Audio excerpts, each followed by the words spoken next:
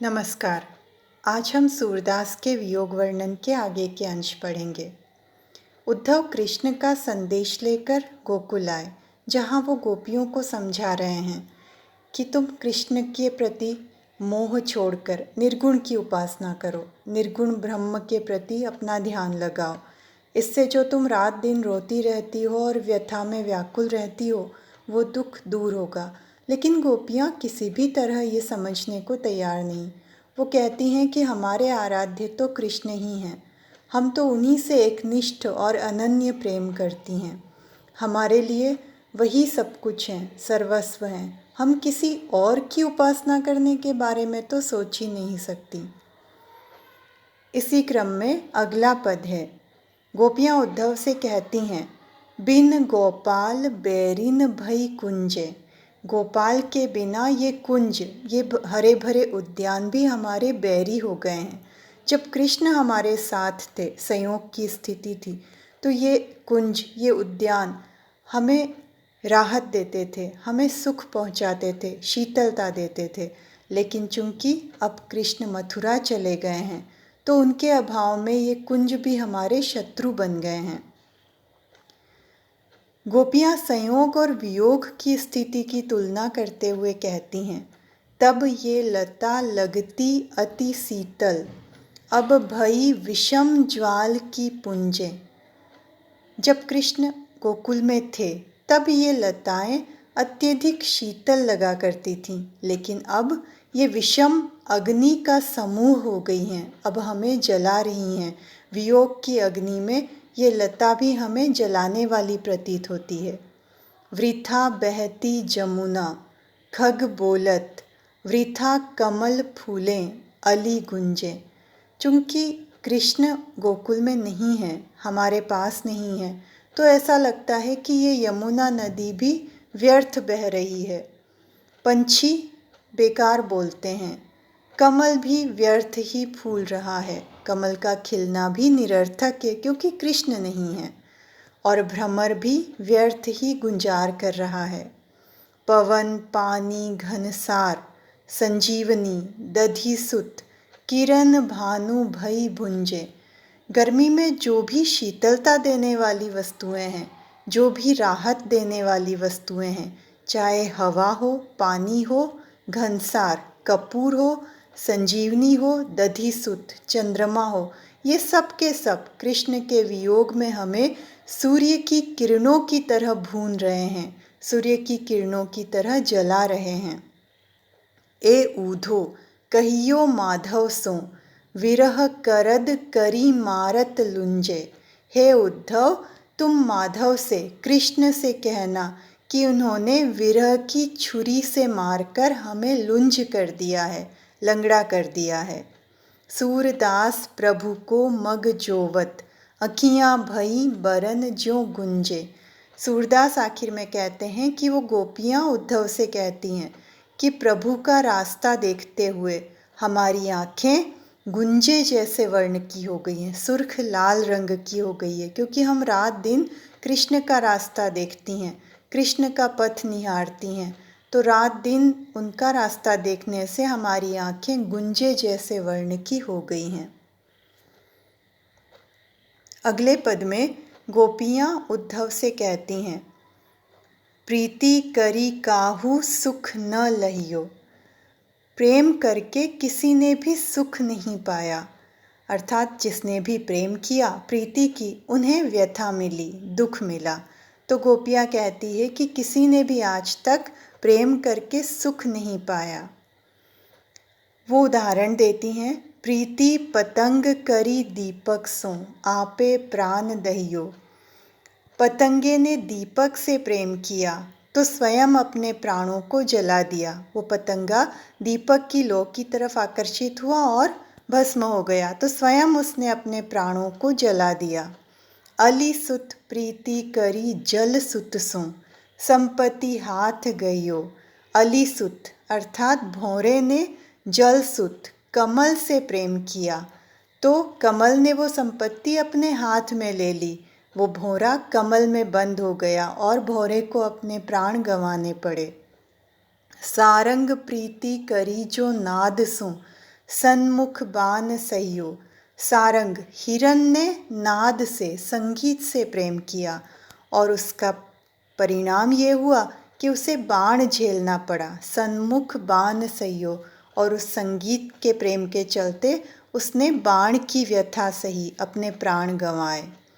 हम जो प्रीति करी माधव सो, चलत न कछु कहियो। और हम गोपियों ने जो माधव से, कृष्ण से प्रेम किया, तो वो भी मथुरा चले गए और चलते हुए भी उन्होंने कुछ नहीं कहा, कोई आश्वासन नहीं दिया। सूरदास प्रभु बिन दुख दूनो, नैननी नीर बहियो। सूरदास कहते हैं कि उन गोपियों का दुख कृष्ण के बिना, प्रभु के बिना दूना हो गया है। उनकी आँखों से लगातार आंसू बह रहे हैं, लगातार जल बह रहा है। अगले अंश में गोपियाँ उद्धव को उल्हाना दे रही हैं। चूँकि गोपियाँ बार बार मथुरा में कृष्ण को संदेशा भिजवाती हैं, लेकिन कृष्ण वापस कोई प्रत्युत्तर नहीं भिजवाते, न अपनी तरफ से लिखते हैं, न कोई संदेशा भिजवाते हैं। तो उसी बात को लक्ष्य करके गोपियाँ उपालंभ देती हैं। संदेशनी मधुबन कूप भरे। हमारे संदेशों से मधुबन, मथुरा के कुएं भर गए हैं। हमने इतने सारे संदेशे भेजे हैं कि मथुरा के कुएं भर गए हैं। अपने तो पठवत नहीं मोहन, हमरेऊ फिरी न फिरे। कृष्ण अपनी तरफ से तो कुछ भेजते नहीं हैं, लेकिन जो हमने भेजा उसको भी नहीं, उसका प्रत्युत्तर भी नहीं देते। हमारे संदेशवाहकों को भी फिर से नहीं भेजते। जिते पथिक पठए मधुबन को, बहुरी न शोध करें। हमने जितने भी पथिक मथुरा भेजे, जितने भी पथिकों के साथ हमने मथुरा कृष्ण के पास संदेशा भेजा, वापस उनकी कोई खोज खबर नहीं। न वो प्रत्युत्तर लेकर आए, न वो हमें दिखाई दिए। केवे श्याम सिखाई प्रबोधे, के कहूँ बीच मरे। गोपियाँ व्यंग्य करती है कि या तो श्याम ने उन्हें सिखाकर समझा बुझा दिया, या वो कहीं बीच में ही मर गए। कागद गरे मेघ मसी खूंटी, सर दव लागी जरे। क्या कारण है कि कृष्ण वापस कोई संदेशा नहीं भेजते, या उन संदेशवाहकों को फिर से नहीं भेजते? मथुरा में क्या सारे कागज मेघ से गल गए हैं? कागद गरे मेघ, मथुरा के सारे कागज क्या पानी से, मेघ से गल गए हैं? मसी खूंटी, क्या सारी स्याही खत्म हो गई है?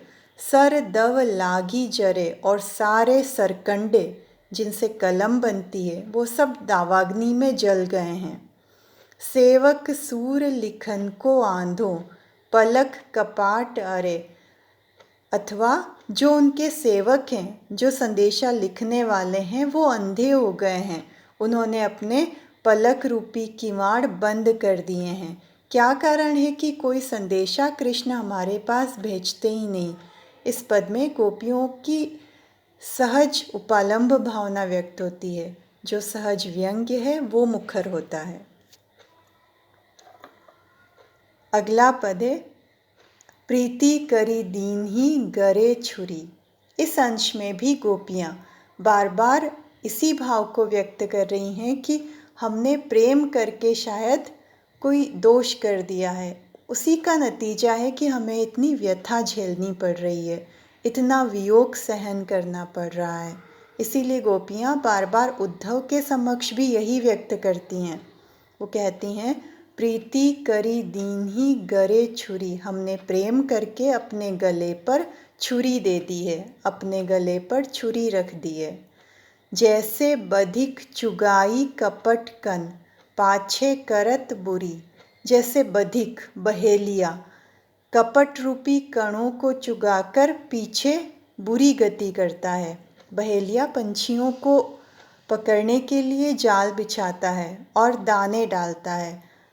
वो सारे पंछी दाने के लोभ में आ जाते हैं और बहेलिया उन्हें पकड़ लेता है।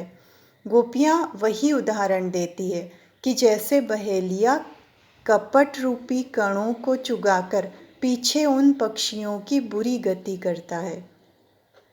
मुरली मधुर चंप कांपो करी, मोर चंद्र ठठवारी।